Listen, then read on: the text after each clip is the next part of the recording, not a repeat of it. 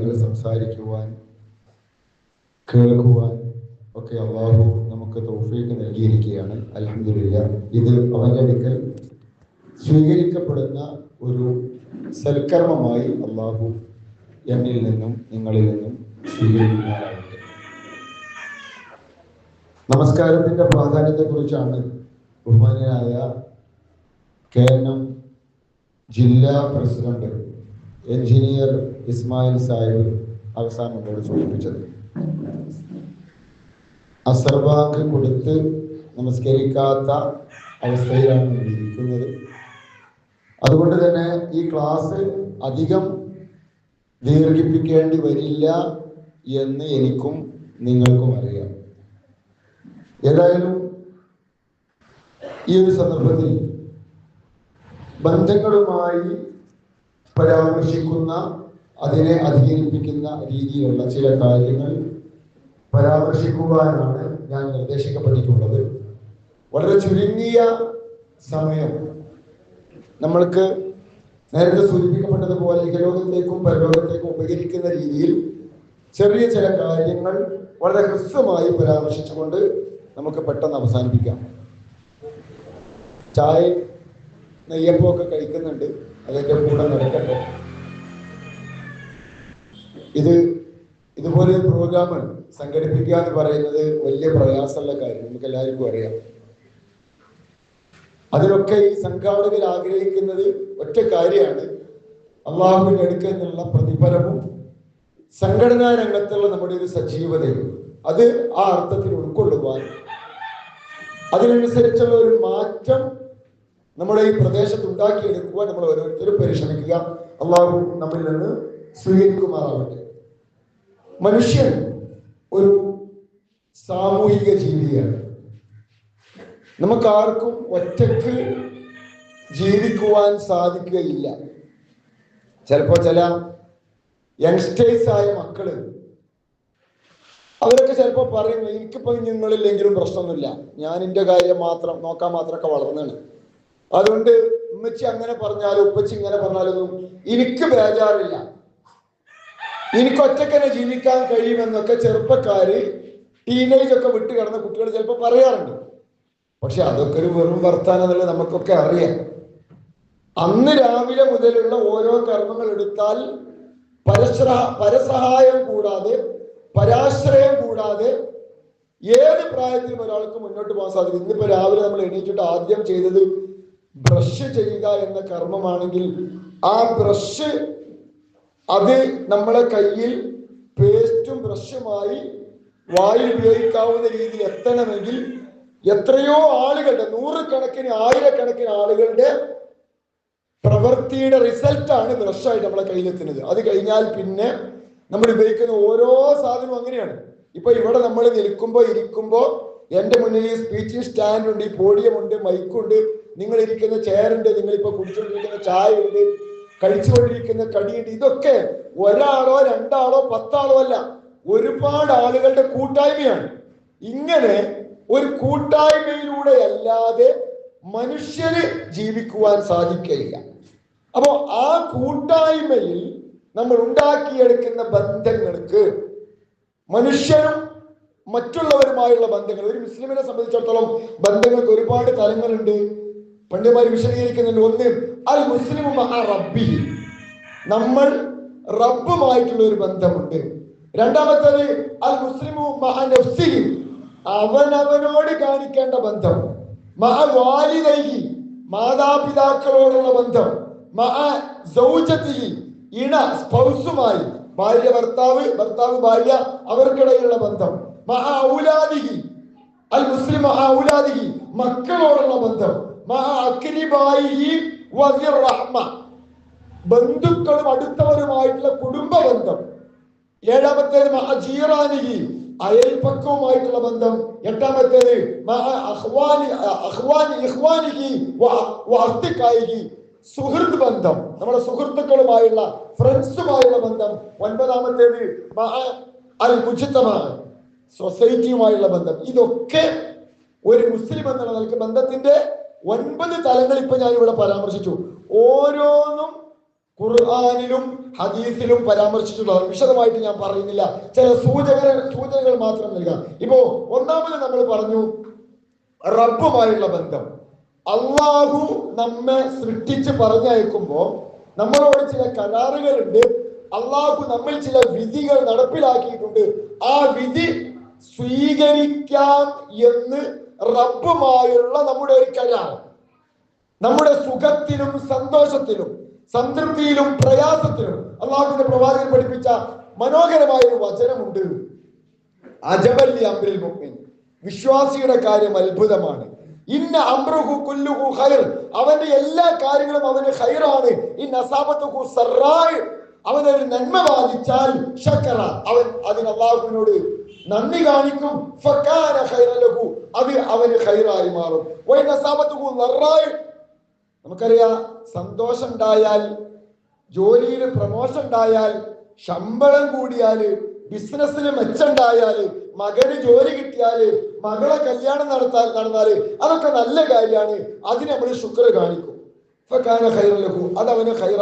അത് നമുക്ക് എല്ലാവർക്കും അറിയുന്ന കാര്യമാണ്, നമുക്ക് അഭിപ്രായ വ്യത്യാസമല്ല. എന്നാൽ പിന്നെ റസൂൽ പറയുന്നു ഫൈൻ അസാബത്തുഹു ദറായ്, ഹസ്ബൻഡിന്റെ ജോലി നഷ്ടപ്പെട്ടു, മകന് പരീക്ഷയിൽ വേണ്ടത്ര റിസൾട്ട് ഉണ്ടായില്ല, മകളുടെ കല്യാണത്തിന് പ്രയാസം ഉണ്ടായി, അതല്ലെങ്കിൽ വീടിനൊരു ഒരു പ്രശ്നം വന്നു, വീടിന്റെ ഒരു ഭാഗം തകർന്നു വീണു, സാമ്പത്തികമായി പ്രയാസം ഉണ്ടായി.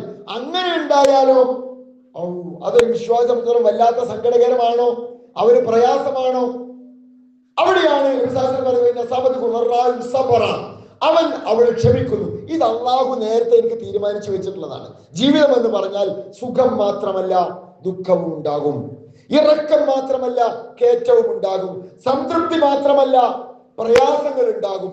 അതിനെ കൂടി അഡ്ജസ്റ്റ് ചെയ്യുവാൻ, ഉൾക്കൊള്ളുവാൻ എനിക്ക് സാധിക്കണം. ഫകാന ഖൈറൻ ലഹു, അങ്ങനെ അവൻ തീരുമാനിച്ചാൽ, അതിന്റെ പേര് അവൻ ക്ഷമിക്കാൻ തയ്യാറായാൽ അതും അവന് ഖൈറാണ്. അതാണ് ഒരു വിശ്വാസിയുടെ കാര്യം അത്ഭുതമാണെന്ന് റസൂൽ പറഞ്ഞു. നമുക്ക് നിങ്ങൾ ഒരു വിശ്വാസമില്ലാത്ത ഒരാളെ സംബന്ധിച്ചിടത്തോളം അവൻ എന്തെങ്കിലും ഒരു നേട്ടം ഉണ്ടായാൽ എന്താ പറയാ, എന്റെ ബുദ്ധി കൊണ്ട്, എന്റെ തന്ത്രം കൊണ്ട്, എന്റെ ഐഡിയ കൊണ്ട് എനിക്ക് ബിസിനസ്സിൽ കുറച്ചുകൂടി ഗ്രോത്ത് ഉണ്ടായി, ഞാൻ നന്നായി പഠിച്ചത് കൊണ്ട്, ഹാർഡ് വർക്ക് ചെയ്തത് കൊണ്ട്, ഞാൻ സ്മാർട്ട് ആയത് കൊണ്ട് എനിക്ക് ഫസ്റ്റ് റാങ്ക് കിട്ടി. അപ്പോ അവനിലാണ് വിശ്വാസം കണ്ടെത്തുന്നത്, അള്ളാഹുവിലല്ല. അതവന് ഖൈറാവൂല. തിരിച്ചൊരു പ്രയാസം ഉണ്ടായാലോ, തിരിച്ചൊരു പ്രയാസം ഉണ്ടായാൽ അവൻ ശപിക്കും, എന്തൊരു കഷ്ടമാണിത്, എന്തൊരു നാശമാണിത്. അവനത് തൃപ്തിയോടുകൂടി അംഗീകരിക്കാൻ സാധിക്കയില്ല. അപ്പോഴും അത് അവന് ഷർറാവും. അപ്പൊ നേരത്തെ പറഞ്ഞത് ഒരു വിശ്വാസിയുടെ മാത്രം കാര്യം. അങ്ങനെ നമുക്ക് പറ്റുന്നുണ്ടോ? നമ്മൾ ആത്മാർത്ഥമായിട്ട് ആലോചിക്കാം. ഒരു ഖൈറുണ്ടായാൽ ആദ്യം അൽഹംദുലില്ലാ എന്ന് പറയാൻ, സംതൃപ്തിയോടുകൂടി അതിനെ ഏറ്റെടുക്കാൻ. ഒരു പ്രയാസം ഉണ്ടായാൽ, നല്ല തവക്കുലുള്ള ഒരു വിശ്വാസി ഒരു പ്രയാസം ഉണ്ടായാലും ആദ്യം പറയുക അൽഹംദുലില്ലാ എന്നാണ്. ഒരു ദുരിതം ഉണ്ടായാൽ, ഒരു പരീക്ഷ ഉണ്ടായാൽ അൽഹംദുലില്ലാ എന്ന് പറയാൻ സാധിക്കണമെങ്കിൽ അവന്റെ തവക്കുൽ അത്രയും എത്തണം. അതാണ് റസൂൽ പറയുന്നുണ്ട്, വിശ്വാസിക്ക് പ്രയാസമുണ്ടാകുന്നത് അവന്റെ പാപങ്ങൾ പരിഹരിക്കുവാനുള്ള മാർഗമാണ്. അള്ളാഹു വിശ്വാസിയെ നിരന്തരം പരീക്ഷിച്ചുകൊണ്ടിരിക്കും. അവിടെ റബ്ബുമായുള്ള ബന്ധത്തെ കാത്തു സൂക്ഷിക്കുവാൻ നമുക്ക് സാധിക്കുന്നുണ്ടോ? ഒന്നാമത്തെ ഭാഗം. രണ്ടാമത്തേത് നഫ്സിഹി, അവനവനോടുള്ള ചില ഉത്തരവാദിത്തങ്ങളുണ്ടല്ലോ. ഇപ്പൊ എന്റെ ആരോഗ്യം ശ്രദ്ധിക്കല് എന്റെ ഉത്തരവാദിത്തമാണ്, എന്റെ വസ്ത്രം മാന്യമായിരിക്കൽ എന്റെ ഉത്തരവാദിത്തമാണ്, എന്റെ ഭക്ഷണ കാര്യങ്ങളിൽ അനാരോഗ്യകരമായത് ഒഴിവാക്കൽ. കല്യാണത്തിന് പോവാം, മന്തി കഴിക്കാം, പക്ഷെ അവിടെയൊക്കെ ഒരു മിതത്വം പാലിക്കൽ അതെന്റെ ഉത്തരവാദിത്തമാണ്. എന്റെ വൃത്തി എന്റെ ഉത്തരവാദിത്തമാണ്, എന്റെ സൊസൈറ്റിയുമായുള്ള ബന്ധം എന്റെ ഉത്തരവാദിത്തമാണ്, എന്റെ സംസാരം ശ്രദ്ധിക്കൽ എന്റെ ഉത്തരവാദിത്തമാണ്, അങ്ങനെ എന്റെ ഉറക്കം എന്റെ ഉത്തരവാദിത്തമാണ്. എല്ലാ കാര്യങ്ങളും വ്യക്തിപരമായി എനിക്ക് ഒരുപാട് ഉത്തരവാദിത്തങ്ങളുണ്ട്, എന്നോടുള്ള കിടപ്പാണ്. വീൽ ഓഫ് ലൈഫ് എന്ന് പറയുന്ന ഒരു സൈക്കോളജിക്കൽ കൺസെപ്റ്റ് ഉണ്ട്, മനഃശാസ്ത്രം പറയുന്നുണ്ട്.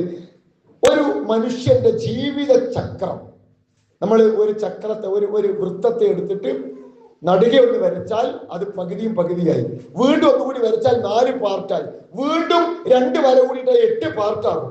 ഈ 8 പാർട്ടിന് നമ്മൾ ഡിവൈഡ് ചെയ്താൽ ഒന്ന് എന്റെ ആരോഗ്യമാണ്, ഒന്ന് എന്റെ ഭക്ഷണമാണ്, ഒന്ന് എന്റെ ഉറക്കമാണ്, ഒന്ന് എന്റെ വസ്ത്രമാണ്, ഒന്നെന്റെ വൃത്തിയാണ്, ഒന്നെന്റെ പഠനമാണ്, അങ്ങനെ ഒന്നെന്റെ സാമ്പത്തിക രംഗമാണ്. ഒരുപാട് ഏരിയ ആയി തിരിച്ചാൽ എല്ലാ ഏരിയയും നമ്മൾ ശ്രദ്ധിക്കണം. ചില ആളുകൾ കുടുംബത്തെയൊക്കെ നല്ലോണം നോക്കും, അയൽപ്പക്കമായിട്ട് ഒരു ബന്ധം ഉണ്ടാവില്ല.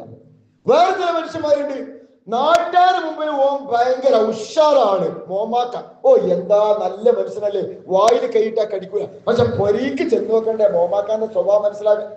ഇവിടുത്തെ മോമാക്കാനെ പറ്റി അല്ല നമ്മൾ ഏതോ ഒരു മോമാക്കാനെ പറ്റി പറഞ്ഞതാ. എന്ന് വെച്ചാൽ അവരുടെ ഒരു മുഖം ആളുകൾക്കിടയിൽ ഏറ്റവും മനോഹരമാക്കി വെച്ചിരിക്കുന്നു, എന്നാൽ അകത്ത് മറ്റൊരു മുഖമുണ്ട്. വേറെ ചില ആളുകൾ കുടുംബവും ഒക്കെ നാട്ടിലും ഒക്കെ, പക്ഷെ പൊരീക്ക് കൊടുക്കാൻ 10 പൈസ ഓനിട്ട് ഇല്ലാനും 10 പൈസ എന്റെ പണിക്കോനിട്ട് പോവില്ല. ഓ നേരം പോലത്തെ ജനസേവനം എന്ന് പറഞ്ഞാണ് അങ്ങനെ ഇറങ്ങും. പൊരിയില് പെണ്ണുങ്ങൾ എങ്ങനെയാ ജീവിക്കണത്, കുട്ടിയൊക്കെ എന്താ തിന്നാല്, അതിനെ പറ്റി ഒരു ബോധവും അവരില്ല. വേറെ ചില മനുഷ്യന്മാരുണ്ട്, ഓന് പണി തന്നെ പൈസ പൈസ പൈസ, ഉണ്ടാക്ക. കുടുംബമുണ്ടോ ഇല്ല, അയൽപ്പക്കുണ്ടോ ഇല്ല, നാടുണ്ടോ ഇല്ല. കണ്ടില്ല നിങ്ങള്? രാഷ്ട്രീയത്തിൽ കണ്ട് ഇറങ്ങിയാൽ ലോകത്തുള്ള ബാക്കിയൊക്കെ ഒരു ബ്ലാങ്ക്, ഫുള്ള് രാഷ്ട്രീയം. ഇനി തിരിച്ചും കണ്ട് ഇസ്ലാമിക പ്രവർത്തകന്മാരോട് ഇറങ്ങിയിട്ട് കുടുംബം നോക്കണില്ല, നിസ്കരിക്കാൻ പോലും നേരമില്ല. ഏത് സംഘടനാ പ്രവർത്തനങ്ങൾ അങ്ങനെയുള്ള മനുഷ്യന്മാര് സംഘടനാ പ്രവർത്തനോട് നിസ്കരിക്കാൻ നേരമില്ല. അപ്പോ അള്ളാഹു റസൂൽ അങ്ങനെയല്ലല്ലോ.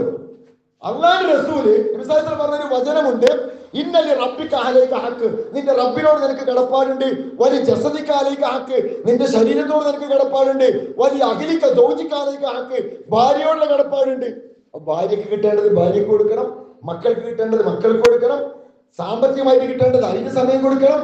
ഹെൽത്ത്, അവന്റെ ആരോഗ്യം, അത് മെക്സവനായാലും ജിമ്മ എന്താണോ അവന് സാധിക്കുന്നത് ആ നിലക്ക് അവന്റെ ആരോഗ്യം. ഇത് ഭക്ഷണം കഴിച്ചങ്ങനെ നടക്കുന്ന രാത്രി 12 മണിക്കൊക്കെ ഫ്രണ്ട്സിന്റെ കൂടെ പോയിട്ട് നന്നായിട്ട് തട്ടി വന്നിട്ടാണ് കിടന്നുറങ്ങുക. എന്നിട്ട് ആരോഗ്യത്തിൽ ഒരു ശ്രദ്ധയില്ല. 40-45 വയസ്സായപ്പോഴേക്കും അവന് PSC കിട്ടി. ഏത് PSC? ഗവൺമെന്റ് സർവീസ് അല്ല, പ്രഷർ, ഷുഗർ, കൊളസ്ട്രോൾ എന്ന് പറഞ്ഞ PSC ഉണ്ടല്ലോ, അത് കിട്ടിയിട്ട് ചെറുപ്പത്തിൽ തന്നെ രോഗിയായി മാറും. ആ രീതിയിൽ അവനവനെ നശിപ്പിക്കും. അപ്പൊ അത് ഇസ്ലാം പഠിപ്പിച്ച എല്ലാവരോടും ഹക്ക് വീട്ടില്ല, അവനോടുള്ള കർത്തവ്യം അവൻ നിറവേറ്റുന്നില്ല. അതൊരു വിശ്വാസിയുടെ ആ നിലക്കുള്ള ബാധ്യതയാണ്. അത് നബിസാദ് പഠിപ്പിച്ചിട്ടുണ്ട്. അവനവനോടുള്ള കടമ. അപ്പൊ അത് നമ്മൾ കൃത്യമായിട്ട് നിർവഹിക്കണം. മൂന്നാമത്തേത് മാതാപിതാക്കൾ, അൽ മുസ്ലിമു വാലിദൈഹി, മാതാപിതാക്കളുടെ ചില കടമകൾ നമുക്കുണ്ട്. ഇപ്പോ ഖുർആൻ, ഞാൻ കൂടുതൽ ഓരോന്ന് വിശദീകരിക്കുന്നത് ജസ്റ്റ് സൂചിപ്പിച്ചു പോവാണ്. ഖുർആനിലെ മാതാപിതാക്കളെ പറ്റി പറഞ്ഞിടത്ത് അതിന്റെ അർത്ഥം പ്രപഞ്ച സൃഷ്ടാവായ എല്ലാറ്റിനും മുകളിൽ വിധി കൽപ്പിക്കുവാൻ, അന്തിമമായി വിധി കൽപ്പിക്കുവാൻ അവകാശമുള്ള റബ്ബിന്റെ വിധിയാണ് റബ്ബ് വിധിച്ചിരിക്കുന്നു. അതിന്റെ മുകളിൽ വിധിക്കാൻ ആർക്കും അധികാരമുണ്ടോ? ഇല്ല, ആർക്കുമില്ല. അങ്ങനെയുള്ള റബ്ബ് വിധിച്ചിട്ടുണ്ട്. അല്ലാ താബുദു ഇല്ലാ ഇയ്യാഹു, അല്ലാഹുവിനല്ലാതെ ആരാധിക്കുവാൻ പാടില്ല. വബിൽ വാലിദൈനി ഇഹ്സാന, മാതാപിതാക്കളോട് ഹുസ്ന് ചെയ്യണം. എന്താ ഇഹ്സാൻ? അൻ തഅബുദുല്ലാഹ കഅന്നക തറാഹു ഫഇൻ ലം തകുൻ തറാഹു ഫഇന്നഹു യറാക. റബ്ബ് കാണുന്നുണ്ട് എന്ന നിലയ്ക്ക് മാതാപിതാക്കൾക്ക് സേവനം ചെയ്യാം. ചില ആളുകൾ പരാതി പറയും. ഒരു കൗൺസിലിംഗ് അനുഭവത്തിൽ ഒരു കുടുംബത്തിലുള്ള എല്ലാവരും കൂടി വന്നിട്ട് നമ്മളെ കൗൺസിലിംഗ് സെന്ററിൽ വന്നിട്ട് പറഞ്ഞു, സാറേ എന്റെ വീട്ടിലാണ് ഉമ്മ നിൽക്കുന്നത്, ഞാനും എന്റെ എന്റെ ഹസ്ബൻഡ് എന്ന് വെച്ചാൽ മരുമകളാണ് സംസാരിക്കാൻ, ഞാനും എന്റെ ഹസ്ബൻഡും എന്റെ മക്കളുമാണ് ഉമ്മാനെ നോക്കുന്നത്. ആഴ്ചയിൽ ഒരു ദിവസം മോള് വന്നിട്ട് കുളിപ്പിച്ചു പോകും. പക്ഷെ അല്ലാത്ത ദിവസമൊക്കെ കുളിപ്പിക്കണതും തുടച്ചെടുക്കണതും ഫുഡ് കൊടുക്കണതും മരുന്നുകളൊക്കെ ഒക്കെ ഞങ്ങളാ. പക്ഷെ വരുന്നവരോടൊക്കെ ഉമ്മ പറയാ, എന്റെ മകള് വന്ന് പോയി അന്ന് കുളിച്ചതാ. ഈ മക്കള് ഞാനും എന്റെ വീട്ടുകാരും എല്ലാരും നോക്കിയിട്ടും അത് ഉമ്മച്ചി കാണില്ല. ഈ ആഴ്ചയിൽ ഒരു ദിവസം വരുന്ന മകളെ മാത്രമേ ഉമ്മച്ചിക്ക് ഓർമ്മയുള്ളൂ. ഞങ്ങൾക്ക് ആകെ ടെൻഷനാണ്, എന്താ ചെയ്യാ? അവിടെ എന്നുള്ളതിന്റെ വിശദീകരണത്തെ പണ്ഡിതന്മാര് പറയുന്നുണ്ട്. അല്ലാഹ് കാണുന്നുണ്ട്. നിങ്ങൾക്ക് എന്ത് മാനസിക പ്രയാസം ഉണ്ടായാലും നിങ്ങളുടെ ഡ്യൂട്ടി നിങ്ങൾ ചെയ്യാം. ബാക്കി റബ്ബ് കാണുന്നുണ്ട്. നീ അള്ളാഹുവിനെ ആരാധിക്ക, നീ അവനെ കാണുന്നില്ലായെങ്കിലും അവൻ നിന്നെ കാണുന്നുണ്ട്. അവൻ റബ്ബ് കാണുന്നുണ്ട് എന്നുള്ള വിശ്വാസത്താൽ നമ്മൾ മാതാപിതാക്കൾക്കാണ് ചെയ്തു കൊടുക്കുക. അതാണ് അള്ളാഹിന്റെ വിധി. അതാണ് മാതാപിതാക്കളുള്ള ബന്ധം എന്ന് പറയുന്നത്. വബിൽ വാലിദൈനി ഇഹ്സാന.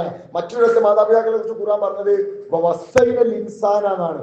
മാതാപിതാക്കളെ കുറിച്ച് അള്ളാഹു വസിയത്ത് എന്ന് പറഞ്ഞാൽ എന്താ? ഒരാളുടെ അന്തിമ എഴുതിവെപ്പാണ്. അവസാനമായി മരിക്കണ സമയത്ത് ഒരാള് എഴുതുന്ന വിൽപത്രമാണ് വസിയത്ത് എന്ന് പറയുന്നത്. അങ്ങനെയുള്ള ഒരു വസിയത്തായിട്ട് നിങ്ങൾ ഏറ്റവും കൂടുതൽ ശ്രദ്ധിക്കേണ്ടുന്ന അള്ളാഹുമായുള്ള കരാറായിട്ട് അള്ളാഹ് നിങ്ങളെ ഏൽപ്പിച്ചിട്ടുള്ളതാണ് ഇൻസാന ബിവാലിദൈഹി, മാതാപിതാക്കളെ കുറിച്ചുള്ള ബന്ധം. അപ്പൊ ആ ഒരു ബന്ധത്തിൽ ശ്രദ്ധിക്കുക. അതാണ് മാതാപിതാക്കളുമായുള്ള ബന്ധത്തിലുള്ള ബേസിക് ആയിട്ടുള്ള കാര്യം. മൂന്നാമത്തേത് ഞാൻ സൂചിപ്പിച്ചു, അത് മുസ്ലിം ഔലാദിഹി, മക്കളോടുള്ള ബന്ധം. ഓരോന്നും കൃത്യമായി വിശദീകരിച്ചപ്പോൾ നമുക്കറിയാലോ, അൻഫുസക്കും വഅഹ്ലീകുന്നാറാം. നമ്മള് നരകത്തുനിന്ന് കഴിച്ചിലായാൽ മാത്രം പോരാ, നമ്മുടെ മക്കളെ കൂടി കഴിച്ചിലാക്കാൻ നമുക്ക് പറ്റും. ചില ആളുകൾ പറയും, ഞാന് കുറെ പറഞ്ഞു കൊടുത്തു, ഓൻ ശരിയാണില്ല, ഇനി ഓൻ എന്താ ചണിക്കോട്ടെ. അപ്പൊ നമ്മുടെ നാട്ടിലും ഒരു 10-18 വയസ്സായ പിന്നെ ഓരോ വഴിക്ക് വിടുക. പിന്നെ നമ്മൾ പറയാൻ പോലും, രക്ഷിതാക്കൾക്ക് പറയാൻ പാടില്ല, അധ്യാപകർക്ക് പറയാൻ പാടില്ല, അതുപോലും പാടില്ലാത്ത ഒരു കാലഘട്ടത്തിൽ നമ്മൾ ജീവിക്കുന്നത്. അങ്ങനെ നിയമം അങ്ങനെയായി, നമ്മുടെ നിലപാടും അങ്ങനെയായാൽ പിന്നെ അവരായി, അവരുടെ പാടായി. അങ്ങനെ വിടാൻ പാടില്ല. നിരന്തരം നമ്മൾ പറഞ്ഞുകൊണ്ടേയിരിക്കണം. വിശ്വാസികൾക്ക് നിരന്തരം നമ്മൾ ഉപദേശം കൊടുത്തുകൊണ്ടേയിരിക്കണം. എപ്പോഴാണ് മാറ്റം വരിക നമുക്ക് പറയാൻ പറ്റില്ല. ഞാൻ എന്റെ കടമ നിർവഹിച്ചു, ഞാൻ പറയാനുള്ളത് പറഞ്ഞു എന്ന് പറഞ്ഞ് അവസാനിപ്പിക്കാൻ പാടില്ല. മാതാപിതാക്കളെ സംബന്ധിച്ച് അല്ലാഹു റസൂൽ പഠിപ്പിച്ചല്ലോ, മാ നഹല വാലിദൻ വലദൻ അഫ്ളല മിൻ അദബിൻ ഹസൻ. ഒരു പാരന്റ്, ഉമ്മയാവട്ടെ ഉപ്പയാവട്ടെ, മക്കൾക്ക് നൽകാവുന്ന ഏറ്റവും നല്ല സമ്മാനം എന്ന് പറയുന്നത് എന്താ? കാര്യങ്ങള് വീഡിയോ ഗെയിമോ ലാപ്ടോപ്പോ കമ്പ്യൂട്ടറോ സൈക്കിളോ ബൈക്കോ ഒന്നുമല്ല, മറിച്ച് നല്ല അദബ് മക്കൾക്ക് പഠിപ്പിച്ചു കൊടുക്കുക. അതാണ് ഒരു രക്ഷിതാവിനെ സംബന്ധിച്ചുള്ള ഏറ്റവും പ്രധാനപ്പെട്ട കടമ എന്ന് പറയുന്നത്. അതേപോലെ തന്നെ അള്ളാഹു റസൂൽ പറഞ്ഞു, നബി സല്ലല്ലാഹു അലൈഹി വസല്ലമയുടെ സദസ്സിൽ കുറെ ആളുകൾ ഇങ്ങനെ ഇരിക്കുന്ന സമയത്ത് ഒരു സ്വഹാബിയുടെ മടിയിലേക്ക് ഒരു കുട്ടി, ആ സ്വഹാബിയുടെ കുട്ടി വന്നു. ആ കുട്ടിയെ പിടിച്ചിട്ട് അള്ളാഹു റസൂലിന്റെ സദസ്സിൽ വെച്ചിട്ട് ആ സ്വഹാബി ആ കുട്ടിയെ പിടിച്ചിട്ട് മടിയിൽ ഇരുത്തി. രണ്ടാമത്തെ ഒരു കുട്ടി കൂടി വന്നു. ആ കുട്ടി വന്നപ്പോൾ നബി സല്ലല്ലാഹു അലൈഹി വസല്ലം ഈ സ്വഹാബി ആ കുട്ടിയെ പിടിച്ചിട്ട് നിലത്തിരുത്തി. ആദ്യം വന്നത് ആൺകുട്ടിയായിരുന്നു, പിന്നെ വന്നത് പെൺകുട്ടിയായിരുന്നു. ഇത് രണ്ട് റസൂലിനെ കണ്ടു. ഒന്നാമത്തെ കുട്ടിയെ പിടിച്ചിട്ട് തന്റെ കാലിന് മടിയിലിരുത്തി, രണ്ടാമത്തെ കുട്ടിയെ പിടിച്ചിട്ട് നിലത്തിരുത്തി. അള്ളാഹു റസൂൽ പറഞ്ഞു, അലാ അദൽത ബൈനഹുമാ, നീ ആ രണ്ട് മക്കൾക്കിടയിൽ നീതി പാലിച്ചില്ല. പ്രിയപ്പെട്ട രക്ഷിതാക്കളെ, 2-3 മക്കൾ ഉണ്ടാകുമ്പോ നമ്മുടെ മക്കൾക്ക് നമ്മളെ കുറിച്ച് ഒരിക്കലും തോന്നാൻ പാടില്ല, എന്റെ ഉമ്മാക്ക് എന്റെ ഉപ്പാക്ക് എന്നെക്കാളും സ്നേഹം ഓളോടാണ് ഓനോടാണ് എന്ന തോന്നൽ ഉണ്ടാവാൻ പാടില്ല. മക്കൾക്കിടയിൽ നീതി പാലിക്കണം. അള്ളാഹു റസൂലിന്റെ മുൻപിൽ വെച്ചാണ് ഒരു സ്വഹാബി ഒരു കുട്ടിക്ക്, ഒരു മകന് ഒരു തോട്ടം ദാനം ചെയ്യാൻ വേണ്ടി തീരുമാനിച്ചു. റസൂലിനോട് പറയണേ, എന്റെ ഇന്ന മോന് ഞാൻ ഇന്ന ഹദീഖത്ത് തോട്ടം ദാനമായി കൊടുക്കുന്നു. അള്ളാഹു റസൂൽ ചോദിച്ചു, മറ്റേ കുട്ടിക്ക് കൊടുത്തിട്ടുണ്ടോ? ആ കുല്ലി വലതിക്ക നോമാന് എല്ലാ മക്കൾക്കും ഇതേപോലെ തോട്ടം ദാനം ചെയ്തോ? അള്ളാഹു ആ സ്വഹാബി പറഞ്ഞില്ല. അങ്ങനെയാണെങ്കിൽ മറുപടി, അത് നീ മടക്കിയെടുക്ക്, അക്രമത്തിന് കൂട്ടു നിൽക്കാൻ എനിക്ക് പറ്റൂല. പല കുട്ടികളും വന്നിട്ട് പറയും, സാറേ എന്റെ ഉമ്മാക്ക് എന്നോട് വെറുപ്പാണ്. ചില പെൺകുട്ടികൾ പറയും, ചില ആൺകുട്ടികൾ പറയും കൗൺസിലിംഗിൽ, എന്റെ ഉമ്മാക്ക് എന്നോട് ദേഷ്യമാണ്, എന്റെ താത്താനോടാണ് ഇഷ്ടം, അല്ലെങ്കിൽ ഇക്കാക്കാനോട് ഭയങ്കര ഇഷ്ടമാണ്, അനിയനോട് സ്നേഹമാണ്, എന്നോട് വെറുപ്പാണ്. ഒരിക്കലും നമ്മുടെ മക്കൾക്ക്, പ്രിയപ്പെട്ട രക്ഷിതാക്കളെ, നമ്മളെ കുറിച്ച് അങ്ങനെ ഒരു പരാതി ഉണ്ടാവാൻ പാടില്ല. മക്കളോട് ഒരിക്കലും അനീതി കാണിക്കാൻ പാടില്ല. ഇതാണ് മക്കളുമായുള്ള ബന്ധം. അൽ മുസ്ലിമു ഏറ്റവും കൂടുതൽ നമ്മൾ മനസ്സിലാക്കേണ്ടത് കുടുംബ ബന്ധത്തോട് നമ്മൾ കാണിക്കേണ്ടുന്ന ഒരു പവിത്രത. അത് ഇസ്ലാം ഊന്നി പറഞ്ഞിരിക്കുക. ഇസ്ലാമിന്റെ ബേസ് ഏതാണ് എന്ന ചോദ്യത്തിന്റെ ഉത്തരം ബന്ധങ്ങളുടെ പവിത്രതയാണ്. NDE, നിയർ ഡെത്ത് എക്സ്പീരിയൻസ് എന്ന് പറയുന്ന ഒരു പുതിയ സ്റ്റഡി ഉണ്ട്. അതില് മരണത്തെ മുഖാമുഖം കണ്ട ചില ആളുകൾ, ഒരു പക്ഷേ ഒരു വിമാനാപകടത്തിൽപ്പെട്ടു, അതല്ലെങ്കിൽ തീപിടുത്തത്തിൽപ്പെട്ടു, മരിച്ചു എന്ന് ഉറപ്പിച്ചതാണ്. പക്ഷെ എന്തോ ഒരു തൗഫീക്കിന് അയിന് രക്ഷപ്പെട്ടു. അങ്ങനെ കുറച്ചു കാലം കൂടി ജീവിക്കാനുള്ള തൗഫീക്ക് കിട്ടി. ഇപ്പോ ഈ അടുത്ത് നമ്മൾ കണ്ടല്ലോ, വിമാനം അപകടത്തിൽപ്പെട്ടായിരുന്നു, ഒരാള് പുറത്തേക്ക് അങ്ങോട്ട് ചാടി, അയാൾ രക്ഷപ്പെട്ടു. അങ്ങനെയുള്ള ചില ആളുകളുമായിട്ട് ചില പത്രപ്രവർത്തകർ നടത്തിയ ഒരു ഇന്റർവ്യൂ ആണ് NDE എന്ന പഠനം. അവരോട് ചോദിക്കാണ്, നിങ്ങളുടെ ജീവിതത്തിൽ ബാക്കിയായി നിങ്ങൾക്ക് കിട്ടിയ ഈ ശിഷ്ട ജീവിതം ഉണ്ടല്ലോ, ഇതെന്ത് ചെയ്യാൻ നിങ്ങളെ തീരുമാനം? അതില് ആരും ഞാൻ ഒരു 5 രാജ്യം കൂടി സന്ദർശിക്കാൻ ഉദ്ദേശിക്കുന്നുണ്ട്, അല്ലെങ്കിൽ ഒരു 3-4 സ്ഥലത്തും കൂടി എന്റെ ബിസിനസ് ബ്രാഞ്ച് ഉഷാറാക്കാൻ വേണ്ടി ഉദ്ദേശിക്കുന്നുണ്ട്, ബ്രാഞ്ച് എക്സ്ട്രാ അധികരിപ്പിക്കാൻ വേണ്ടി ഉദ്ദേശിക്കുന്നുണ്ട്, അതല്ലെങ്കിൽ എന്റെ ബാങ്ക് ബാലൻസ് ഒന്ന് കൂട്ടണം.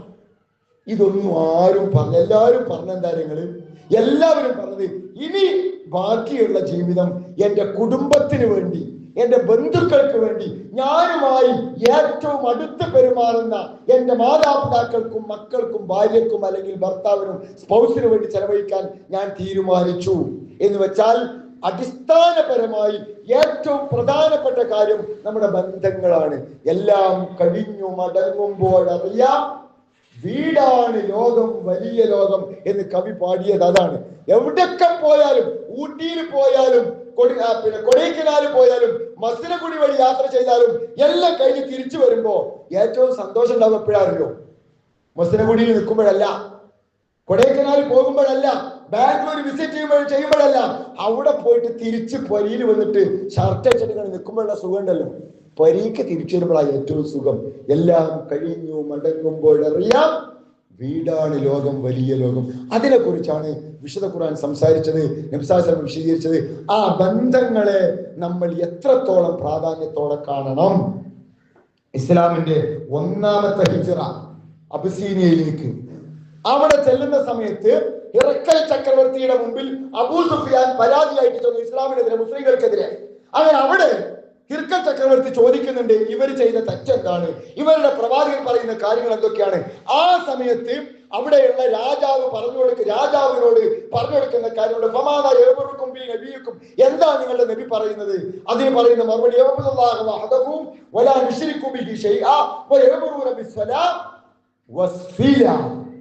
1ാമത്തെ റസൂലുള്ള വന്നിട്ട് പറയുന്ന കാര്യങ്ങളിൽപ്പെട്ട പ്രധാനപ്പെട്ട ഒന്ന് ബന്ധം ചേർക്കണം. മാതാപിതാക്കളുമായിട്ടുള്ള ബന്ധം, കുടുംബവുമായിട്ടുള്ള ബന്ധം, അടുത്തവരുമായിട്ടുള്ള ബന്ധം, ആ ബന്ധം ചേർക്കുന്നതിനെ കുറിച്ചാണ് മുഹമ്മദ് ഞങ്ങളോട് ഇസ്ലാമിന്റെ ആരംഭത്തിൽ പറഞ്ഞത് എന്നാണ് നബി ശത്രുക്കളുടെ മുൻപിൽ പോലും ഇസ്ലാമിന് പറയാനുണ്ടായിരുന്നത്. നബി സല്ലല്ലാഹു അലൈഹി വസല്ലം പ്രബോധനം തുടങ്ങിയതൊടുന്ന നബി പറഞ്ഞല്ലോ, ആദ്യം മുഹമ്മദ് എണീറ്റ് പോയിട്ട് സ്വന്തക്കാരോട്, ബന്ധുക്കളോട് പറഞ്ഞു കൊടുക്ക്. നമ്മള് എല്ലാവരോടും ചിലപ്പോൾ നമ്മുടെ കൂട്ടത്തിലൊക്കെ ഇങ്ങനെ പഠിക്കുന്ന മക്കളുണ്ടാകും, പ്രഭാഷണം നടത്തുന്നവരുണ്ടാകും, അതേപോലെ തന്നെ സംഘടനാ പ്രവർത്തകരുണ്ടാകും, MGMമാരുണ്ടാകും, ISMമാരുണ്ടാകും. എല്ലാവരോടും പോയിട്ട് കാര്യങ്ങളൊക്കെ പറഞ്ഞു കൊടുക്കും. പക്ഷെ അവനവന്റെ പെരിയില് മക്കളോട്, ഭർത്താവിനോട്, ഭാര്യയോട്, ഉമ്മാനോട്, ഉപ്പാനോട്, എളാമാനോട്, മൂത്തമ്മാനോട് ഓരോട് പറഞ്ഞു കൊടുക്കാൻ പേടിയാ. അതിപ്പോ എങ്ങനെയാ ഞാൻ പറയാ? നാട്ടുകാരോടൊക്കെ പറയും, പക്ഷെ അവനവന്റെ ആൾക്കാരോട് ദീൻ ഇങ്ങനെയല്ലട്ടോ, വസ്ത്രം ശരിയല്ലെങ്കിൽ നിങ്ങൾ മഫ്തട്ട് ഇറങ്ങണം കേട്ടോ, ഡ്രസ്സ് ശരിയല്ലെങ്കിൽ മോളെ എന്റെ ഡ്രസ്സ് ശരിയല്ലട്ടോ, നമസ്കരിക്കുന്നില്ലെങ്കിൽ നിസ്കരിക്കണം കേട്ടോ എന്ന് അവനവന്റെ ആളുകളോട് പറയാൻ ചിലർക്ക് ഒരു പേടിയാണ്. അല്ലാഹു റസൂല് ആദ്യം തുടങ്ങിയത് അവിടുന്ന് അക്രബിൻ, ആദ്യം സ്വന്തക്കാരോട് പറയുക. അവിടുന്നാണ് ദഅവത്ത് തുടങ്ങേണ്ടത്. നിങ്ങൾ നിങ്ങളെയും നിങ്ങളുടെ സ്വന്തക്കാരെയും നരകത്തിൽ നിന്ന് ആദ്യം കാക്കുക. പക്ഷെ അവിടെ പറയുമ്പോഴുള്ള പ്രശ്നം കാര്യങ്ങള് ഓര് ചിലപ്പോ ഓർക്ക് നമ്മളെ ശരിക്കറിയാം. ഏത്? സ്വന്തം ഉമ്മാക്ക്, സ്വന്തം ഉപ്പാക്ക്, അല്ലെങ്കിൽ സ്വന്തം അനിയത്തിക്ക്, എളാമാക്ക്, മൂത്തമ്മാക്ക്, അമ്മായിക്ക്, നാത്തൂര് നമ്മളെ ശരിക്കും അറിയുകൊണ്ട് ഓരോട് പറയാനുള്ള തന്റേട് നമുക്കില്ല. അവിടെ പറയാനാണ് ആദ്യം റസൂലുള്ളാഹി പഠിപ്പിച്ചത്. പക്ഷെ അവിടെ പറയുകയാണെങ്കിൽ ആദ്യം നമ്മളൊന്ന് ക്ലിയർ ആവേണ്ടതുണ്ട്. പിന്നെ ചിലര് എന്തിനാ ഇപ്പോ ഓരോ വിഷയത്തിൽ ഇടപെടാൻ പോണ്? അവര് നായ വർത്തോട്ടെ, എനിക്കെന്താ ചോദ്യം, എനിക്കെന്താ ഛേദം എന്ന് പറഞ്ഞ് എല്ലാറ്റിനും മാറി നിൽക്കും. അങ്ങനെയല്ല. ബനൂ ഇസ്രായേലർ ശപിക്കപ്പെടുവാനുണ്ടായ കാരണം അവർ അംറു ബിൽ മഅറൂഫ് നഹ്യു അനിൽ മുൻകർ നിർവഹിച്ചില്ല. എന്നാണ് വിശുദ്ധ ഖുർആൻ പഠിപ്പിക്കുന്നത്. അതുകൊണ്ട് അത് നമ്മൾ പറഞ്ഞുകൊണ്ടേയിരിക്കണം. മാത്രമല്ല അള്ളാഹു റസൂൽ പഠിപ്പിച്ചല്ലോ, നമ്മളെ കാരണത്താൽ നമ്മളെ കുടുംബത്തിലെ ഒരു അനിയത്തിയോ ഒരു നാത്തൂനോ ഒരു ഇളച്ചിയോ ഒരു മൂത്തച്ചിയോ ഒരു അമ്മായിമ്മയോ ഒരമ്മ ആരെങ്കിലും ഒരാള് ഒരു നല്ല കാര്യം തുടങ്ങിയാൽ അവര് എത്ര കാലം അത് ചെയ്യണോ, ഇപ്പോ അമ്മായിമ്മ, ഞാനൊരു എക്സാമ്പിൾ, ഇമ്മ അല്ലെങ്കിൽ അമ്മായിമ്മ രണ്ടും ഒന്നെയാണ്. ഉമ്മ എന്ന് പറഞ്ഞാൽ മതി. എന്നാലും നമ്മുടെ നാട്ടില് ചിലർക്ക് അങ്ങനെ ഒരു ശീലം, അമ്മായിമ്മ എന്ന് പറഞ്ഞെങ്കിലേ മനസ്സിലാവുള്ളൂ. ഏതായാലും ആ ഇമ്മ നമസ്കാരത്തിൽ അത്തയ്യാത്തിൽ ഇരിക്കുന്ന രീതി ശരിയല്ല, അല്ലെങ്കിൽ കൈയ്യെട്ടുന്നത് ശരിയല്ല. ഇപ്പൊ ഞാൻ കഴിഞ്ഞ ആഴ്ച ഒരു ക്യാമ്പിന് പോയപ്പോ ക്ലാസ് ഒക്കെ കഴിഞ്ഞിട്ട് നിസ്കരിക്കാൻ വേണ്ടി ഒതുക്കാൻ ചെല്ലുന്ന സമയത്തുണ്ട് ഒരാള് തല തടവ്. ഏത് പിന്നെ ഒതുക്കാണ്. അപ്പൊ ഒരു ജില്ലാ ക്യാമ്പാണ്, ജില്ലാ ലീഡർഷിപ്പ് ക്യാമ്പാണ്. അതില് ഒതുക്കുമ്പോ ഒരാള് തല തടവിന് 3 വട്ടം. അപ്പൊ ഇത്ര കാലമായിട്ട് അയാൾ അത് മനസ്സിലാക്കിയിട്ടില്ല. അപ്പൊ തന്നെ അയാളോട് പറഞ്ഞു കൊടുക്കണം. അത് പറയാൻ നമുക്കുള്ള പ്രശ്നം എന്താ? സ്വന്തക്കാരോട് പറയാനുള്ള പ്രശ്നം എന്താ? അവിടെ നമുക്ക് പറയാം, പക്ഷെ പുറത്തുള്ള ആളുകളോട് നമ്മൾ പറയും, അടുത്തുള്ളവരോട് പറയാൻ. അവിടുന്നാണ് തുടങ്ങേണ്ടത്. അങ്ങനെ നമ്മളെ ഉമ്മാന്റെ ഒരു നമസ്കാരത്തിൽ തെറ്റ്, ഉമ്മ കയ്യെട്ടുന്നത് ഇവിടെയാന്ന് വെച്ചു, നമുക്കറിയാം കയ്യെട്ടേണ്ടത് എവിടെയാന്നുള്ളത്, എങ്ങനെയാ കെട്ടേണ്ടതല്ല. പക്ഷെ നമ്മൾ അങ്ങനെ കെട്ടാറുണ്ട്. ഉമ്മാനോട് നമ്മൾ അത് പറയണ്ടേ അവസാനം നമ്മൾ പറഞ്ഞു, ഉമ്മ അത് ശരിയാക്കിയെന്ന് വെച്ചോളൂ. എത്ര കാലം ഉമ്മ ജീവിക്കുന്നുണ്ടോ അത്രയും കാലം ഉമ്മ ശരിയായി കൈകെട്ടിയാൽ ആ കെട്ടുമ്പോ ഉമ്മാക്ക് കിട്ടുന്ന കൂലിയുടെ അതേ കൂലി നമുക്കും കിട്ടും. ഉമ്മാന്റെ കൂലിന്ന് കുറയില്ല. അതാണ് ദഅവത്ത്. അല്ലാഹു റസൂൽ പറഞ്ഞത് അത് കയ്യെട്ടുന്ന കൂലി കേട്ടോ. ഇനി അത്തയ്യാത്തിന്റെ കൂലി, സലാം വീട്ടുന്നതിന്റെ കൂലി, സലാം പറയുന്നതിന്റെ കൂലി എല്ലാം അങ്ങനെ തന്നെ. അവസാനം നിങ്ങളുടെ കാരണത്താൽ ഒരാള് മുസ്ലിമായാൽ, ഇപ്പൊ നമ്മള് വീട്ടിൽ നിന്ന് ഒരു മണിക്കൂർ മുമ്പോ 1.5 മണിക്കൂർ മുമ്പോ പോകുന്നവരാണ്. വീട്ടിൽ ചെല്ലുന്ന സമയത്ത് നമ്മളെ വീടിന്റെ മുന്നിൽ ഒരു ഇന്നോവ കാറ്, അവിടെ കടയിന്റെ മുകളിൽ ഒരു ബോർഡും, ഇത് നിങ്ങൾ കഴിഞ്ഞ മാസം പർച്ചേസ് ചെയ്തതിന് നിങ്ങൾക്ക് കിട്ടിയ സമ്മാനം, ഹലാലായ നിലക്ക് തന്നെ. നമ്മൾ പ്രതീക്ഷ പോയതൊന്നല്ല, നമ്മൾ ഡ്രസ്സ് വാങ്ങാൻ പോയി അപ്പൊ ഒരു കൂപ്പൺ കിട്ടി, നമ്മൾ ഫില്ല് ചെയ്തിട്ട് അതിന് പ്രശ്നമൊന്നുമില്ലല്ലോ. അങ്ങനെ നമുക്ക് കിട്ടിയ ഹലാലായ സമ്മാനമാണ് എന്ന നിലക്ക് നമുക്ക് അവിടെ കൊണ്ടുവന്ന് വെച്ച ഒരു പുതിയ ഇന്നോവ കാറ്. നമ്മളാണെങ്കിൽ ഒരു അൾട്ടോ കാറ് കിട്ടാനുള്ള വഴി ഇങ്ങനെ ആലോചിച്ച് നിൽക്കുകയും ഒരു 50,000 റുപ്യ. അപ്പോഴാണ് ലക്ഷക്കണക്കിന് രൂപ വിലയുള്ള 30-30 ലക്ഷം വിലയുള്ള ഒരു ഇന്നോവ കാർ നമ്മുടെ വീടിന് നമുക്ക് ഉപയോഗിക്കാൻ പറ്റിയ കോലത്തിൽ എല്ലാ പേപ്പറും റെഡിയാക്കിയിട്ട് നമ്മൾ എത്ര ഹാപ്പി ആയിരിക്കും. അത് ഒരു ചെറിയൊരു ഉദാഹരണം. അതിലൊക്കെ അപ്പുറമാണ് അറബികൾക്ക് ഒരു ചൊന്ന ഒട്ടകം എന്ന് പറയുന്നത്. എന്ന് റസൂലുള്ള പറയാണ്, അതിനേക്കാൾ നിങ്ങൾക്ക് നല്ലത്, ഈ ഇന്നോവ കാർ കിട്ടുന്നതിനേക്കാൾ നിങ്ങൾക്ക് നല്ലത്, ഓടി വണ്ടിയേക്കാളും നല്ലത്, BMW നിങ്ങൾക്ക് ഫ്രീ ആയിട്ടുള്ള ആൾ തരുന്നതിനേക്കാളും നല്ലത് നിങ്ങളുടെ കാരണത്താൽ ഒരാൾ ഇസ്ലാമിലേക്ക് വരില്ലാണ്. അതിനെന്താ നമുക്ക് പണി? അത് ഭയങ്കര റിസ്ക് ഉള്ള കാര്യമാണോ? ഭയങ്കര പ്രയാസമുള്ള കാര്യമാണോ? അല്ല. നമ്മൾ എന്ത് ചെയ്താൽ മതി? നമ്മുടെ ഉത്തരവാദിത്തം നിർവഹിച്ചാൽ മതി. എത്രയോ ഉദാഹരണങ്ങൾ കാണാൻ സാധിക്കും. നമ്മുടെ ഡ്യൂട്ടി നമ്മൾ നിർവഹിച്ചാൽ മതി. നമ്മുടെ ഉത്തരവാദിത്തം. ഞാൻ ഈ ആദർശം മനസ്സിലാക്കിയതിനു ശേഷം എന്റെ ലൈഫിൽ, എന്റെ സ്വഭാവത്തിൽ, എന്റെ സംസാരത്തിൽ, എന്റെ ഡ്രസ്സിങ്ങിൽ, എന്റെ പെരുമാറ്റത്തിൽ, എന്റെ ഇടപെടലിൽ, എന്റെ ഇടപാടുകളിൽ ആ മാറ്റമുണ്ട്, ഞാൻ അതിന് സാക്ഷിയാണ് എന്ന് തെളിയിക്കുന്ന ഒരു ജീവിതം നമ്മൾ അങ്ങോട്ട് ജീവിച്ചാൽ മതി. നമ്മളെ ഇങ്ങോട്ട് കല്യാണം കഴിച്ച് കൊണ്ടുവന്നതാണ്. നമ്മൾ പോകുന്നത് കീശേരിൽ നിന്നാണ്, അല്ലെങ്കിൽ മൊറയൂരിൽ നിന്നാണ്, അല്ലെങ്കിൽ എവിടുന്നാണ്, പട്ടാമ്പിന്ന്, എവിടുന്നും ആയിരിക്കട്ടെ. അവിടെ ഇപ്പോഴും പല ഏർപ്പാട് നടക്കുന്നുണ്ട്. ഇവിടെ വന്നിട്ട് നമ്മൾ തൗഹീദ് പഠിച്ചു, നമുക്ക് ആദർശം കിട്ടി. ഇപ്പോഴും ചില ആളുകള് പൊരീക്ക് വിരുന്ന് പോകും. എപ്പോ? എല്ലാവരും അങ്ങനെയാണെന്നല്ല ഞാൻ പറയുന്നത്. പൊരീക്ക് വിരുന്നോല് ബാപ്പാന്റെ ആണ്ടിന്റെ ഡേറ്റ് നോക്കിയിട്ട് എന്താ പെരക്കാരോട് പറയാതെ മെല്ലെ ചുളിവ് പോയിട്ട് കൂടി പോരുക. അങ്ങനെയാകുമ്പോ അവരുടെ ഉള്ളിൽ എത്ര ആദർശമുണ്ട്. നേരെ മറിച്ച് അന്ന് ഞാൻ വരില്ല, ഏത് പരിപാടിക്കും പൊരീക്ക് നമ്മളെ വിളിക്കും, പക്ഷെ റബീഉൽ അവ്വൽ നമ്മളെ വിളിക്കൂല. കാരണം എന്താ? അത് ഓളെ വിളിച്ചിട്ട് കാര്യമില്ല, ഓള് അതിന് വിട്ടീണ്. ഓൾ ആദർശപ്പ വേറെയാണ്. ഓള് ശരിക്കും ഇസ്ലാം ദീന് പഠിച്ചിട്ടുണ്ട്. അവിടെ ചെന്നതിന് ശേഷം ഓളെ ഡ്രസ്സാകെ മാറി, ഓളെ സ്റ്റൈലാകെ മാറി. ഓളിപ്പോ ശരിക്കും ഇസ്ലാമികമായ വസ്ത്രത്തിലാണ് നടക്കുന്നത്. അവന്റെ രീതിയാകെ മാറി. അവനെ ഇനി അതിന് വിളിക്കണ്ട. ഒരു ഉമ്മാക്ക് 3 മക്കളുണ്ട്. ആ രണ്ട് മക്കളെയും ഇങ്ങനത്തെ പരിപാടിക്കൊക്കെ വിളിക്കും. മൂന്നാമത്തെ മകനെ വിളിക്കപ്പെടാലോ. മൂന്നാമത്തെ മകനെ അസുഖം വന്നാൽ കൊണ്ടുപോകാൻ വിളിക്കും, കുടുംബക്കാരോട് പോകാൻ വിളിക്കും, സാമ്പത്തികമായിട്ട് പ്രയാസം വരുമ്പോ വിളിക്കും, ഉമ്മാക്ക് എന്തെങ്കിലും അസുഖം വരുമ്പോ വിളിക്കും, അതിനൊക്കെ വിളിക്കും. പക്ഷെ ആണ്ടിന് വിളിക്കൂല. കാരണം എന്താ? ഉമ്മാക്കറിയാം ഇന്റെ ആ മോൻ അതിന് കിട്ടൂല എന്നുള്ളത്. അങ്ങനെ നമ്മുടെ ആദർശം മറ്റുള്ളവർക്ക് മനസ്സിലാകുന്ന ഒരു ജീവിത രീതി നമ്മളിൽ ഉണ്ടായാൽ അതിലൂടെ ഒരുപാട് ആളുകളിൽ അത് സ്വാധീനമുണ്ടാക്കും. അത് നമുക്ക് നമ്മൾ പ്രതീക്ഷിക്കാത്ത അത്ര പുണ്യം കിട്ടുവാൻ കാരണമാകും. നിച്ച് ഓഫ് ട്രൂത്തിന്റെ ഒരു ക്യാമ്പ് നടക്കുമ്പോ ഈരാറ്റുപേട്ട ഭാഗത്ത്, കുറച്ച് തെക്ക് ഈരാറ്റുപേട്ട ഭാഗത്താണ് ക്യാമ്പ് നടക്കുന്നത്. ക്യാമ്പ് കഴിഞ്ഞ്, ക്യാമ്പിൽ നമ്മളെ മലബാറിന്ന്, കോഴിക്കോട്ടുനിന്ന്, മലപ്പുറത്ത് ഒരുപാട് നമ്മളെ പ്രവർത്തകർ ഒരുപാട് ആളുകൾ പോയിരുന്നു. അങ്ങനെ പിന്നെ ഒരുപാട് ലഘുലേഖകളുണ്ട്. ഓരോ വീട്ടിലും കൊണ്ടുപോയിട്ട് അവരോട് സംസാരിച്ചു. ഇപ്പൊ അങ്ങനത്തെ കാര്യങ്ങൾ കുറച്ചുകൂടി പ്രയാസമാണ്. ഏതായാലും അന്ന് വളരെ ഈസി ആയിട്ട് നടക്കുന്ന ഒരു സമയം. അങ്ങനെ തിരിച്ചു വരുന്ന സമയത്ത് ഇയാളുടെ കയ്യിൽ കുറച്ച് ലഘുലേഖ ബാക്കിയുണ്ട്. അപ്പൊ അത് ഒരു പീടിക, അടഞ്ഞു കിടക്കുന്ന ഒരു പീടികയുടെ മേശയുടെ മുകളിൽ അവിടെ വെച്ചു ഇയാള്. അത് ഒരു കോളനിയുടെ പരിസരത്തായിരുന്നു ആ ക്യാമ്പ് ഉണ്ടായിരുന്നത്. ആ കോളനിയില് അച്ഛനുമായി മദ്യപിച്ച് അടികൂടിയ അവരൊരു ആ ഒരു വിഭാഗത്തിൽപ്പെട്ട ഒരു ചെറുപ്പക്കാരൻ അച്ഛൻ ഇങ്ങോട്ട് എന്തോ പറഞ്ഞപ്പോ ഒന്ന് കൊടുത്തു, അച്ഛനായിട്ട് തിരിച്ച് അങ്ങോട്ട് രണ്ടെണ്ണം കൊടുത്തു.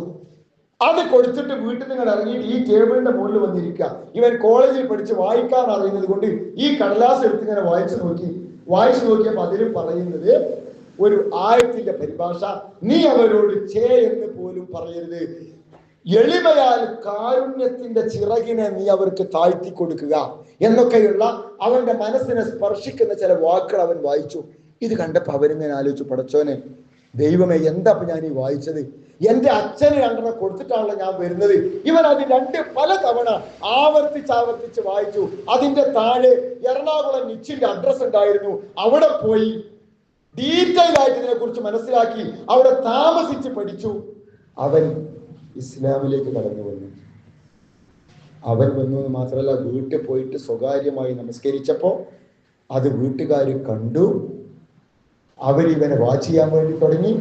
ഇവന്റെ ജീവിതത്തിലുണ്ടായ മാറ്റം, സ്വഭാവത്തിലുണ്ടായ മാറ്റം കണ്ട് വീട്ടുകാർ ഞെട്ടി. വീട്ടുകാർ മാറി.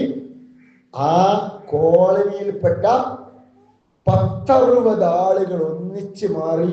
ഇന്ന് അവർക്കിടയിൽ ഒരു മഹല്ലും പള്ളിയുമുണ്ട്.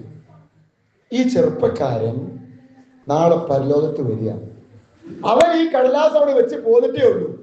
നാളെ പരലോകത്ത് അവന്റെ കിതാബ് കിട്ടുന്ന സമയത്ത് അവരിങ്ങനെ അത്ഭുതപ്പെടാം, പടച്ചോനെ ഇതൊക്കെ കൂടി എന്തിന്റെ കൂലിയാ? ഇവൻ കാരണത്താൽ 10-65 ആളുകൾ ഇസ്ലാമിലേക്ക് വന്നതിന്റെ കൂലി നാളെ പരലോകത്ത് ഇവൻ വാങ്ങുമ്പോ ഇവൻ പോലും അറിയാതെ ഞെട്ടിപ്പോകുന്ന ഒരു രംഗം നാളെ പരലോകത്ത് വരാനിരിക്കുകയാണ്.